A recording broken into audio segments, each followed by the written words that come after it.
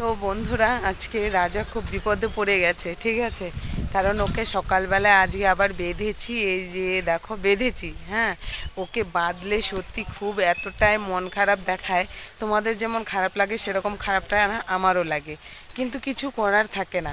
কারণ এখানে ওই যে সুন্দরী আছে, সুন্দরী একা একদমই থাকতে চায় না, ওর সঙ্গে কেউ থাকুক তাহলে দেখবে খুব ভালো থাকবে, ঠিক আছে। যার জন্য কিনা এখানে আমি এই যে সুন্দরীকেও রেখেছি আর রাজাকেও রেখেছি। আর যে রৌদ্রুর তেজ, এখন যদি ওকে না রাখি তাহলে তো মনে করো দুপুরবেলা এদের তো রাখা কোনো মতেই সম্ভব না। কারণ সকালবেলা আজকে ঘুম থেকে উঠেই সবার প্রথম এদেরকে মাঠে দিয়েছি, কারণ মাঠে না দিয়ে কিচ্ছু করার ছিল না।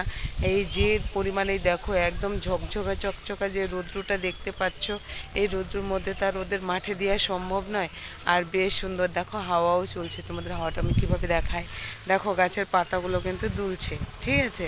এত সুন্দর হাওয়া।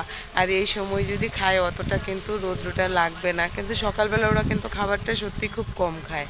ওরা কিন্তু খাবারটা সব থেকে বেশি ভালো খায় দুপুরবেলা।